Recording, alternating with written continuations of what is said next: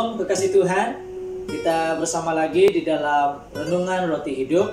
Bagaimana keadaan dan kabar Anda semua di luar sana? Untuk pengetahuan saudara semua, Renungan Roti Hidup saya hanya buat sebanyak 3 kali dalam masa seminggu. Ya. Nah, untuk siri hari ini saya mau bercakap tentang Eutikus fokusnya terganggu.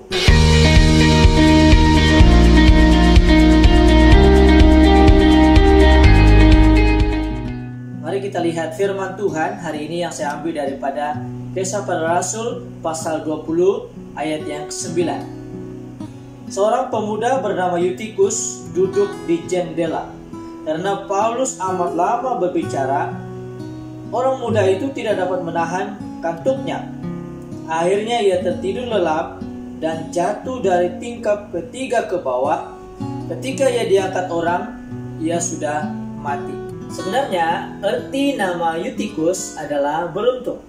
Tetapi di dalam kisah ini dia tidak begitu beruntung seperti namanya.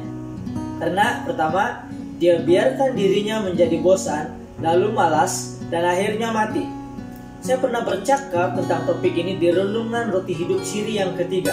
Dan yang kedua, dia membiarkan fokusnya terganggu dengan tawaran-tawaran yang ada di luar sana. Perempuan di Taman Eden hilang fokus ketika melihat bahwa buah itu baik untuk dimakan dan sedap kelihatannya. Kejadian 3 ayat 6. Daud juga hilang fokus ketika melihat istri orang lain sedang mandi. Intinya adalah apa yang Anda lihat itu berpotensi mengganggu dan seterusnya mengalihkan fokus. Sebab itu firman Tuhan berkata, hati-hati gunakan matamu. Iblis akan terus menawarkan tawaran-tawaran yang menarik penglihatan anak-anak Tuhan untuk menggagalkan fokus kita kepada Kristus. Duduk di jendela, Eutikus boleh melihat keluar ruangan. Pandangannya menjadi teralih dan tidak fokus lagi.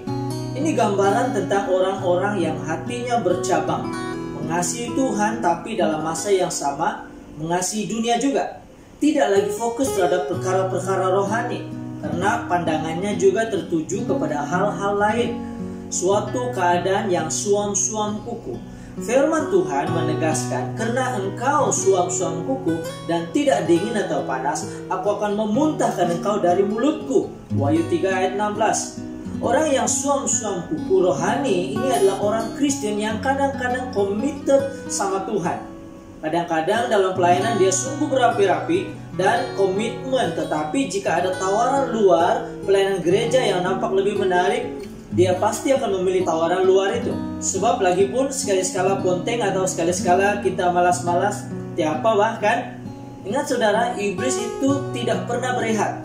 Firman Tuhan menggambarkan iblis itu seperti singa yang berjalan keliling, mengaum-ngaum dan mencari orang yang dapat ditelannya. 1 Petrus pasal 5 ayat 8. Iblis hanya tunggu waktu kita lalai, tidak berjaga. Dan saat orang Kristen itu hidup dalam suam-suam kuku, waktu itulah iblis akan menelan orang itu. Tidak fokus kepada perkara rohani, itu sama artinya berkompromi. Firman Tuhan 1 Korintus pasal 5 ayat 6b berkata, ragi yang sedikit membuat seluruh adunan mengembang. Sepatutnya di dunia ini, kesempatan ini kita harus fokus akan hal-hal rohani. Pertumbuhan dewasa dan berbuat tetap imanmu. Tetapi karena kita berkompromi dengan apa yang kita suka buat dan hobi, maka fokus kita terpesong. Alkitab menentang keras kompromi terhadap dosa, seperti berkompromi terhadap kebenaran firman Tuhan dan juga berkompromi terhadap kekudusan. Ini semua akan membuahkan dosa dan berbagai tindakan yang tidak wajar. Berada di tempat yang agak tinggi, yaitu duduk di jendela, Eutikus bukan saja buat pandangannya menjadi teralih kepada hal-hal lain yang seterusnya akan mengalihkan fokusnya, tetapi dia juga pasti boleh melihat orang lain dengan lebih baik, tetapi lupa untuk melihat dirinya sendiri bahwa dia berada dalam situasi bahaya untuk jatuh ke bawah dari jendela itu.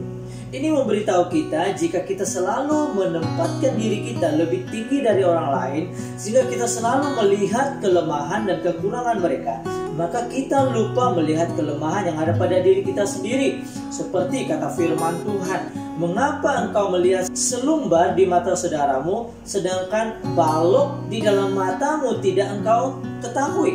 Matius 7 ayat 3. Saudara, karakter yang rumit akan mempengaruhi fokus kita kepada perkara-perkara rohani. Orang Kristen yang taat bukanlah orang yang rumit. Dia adalah orang yang terus terang. Segala-galanya jelas bagi dia. Pendiriannya sangat jelas, fokusnya juga clear.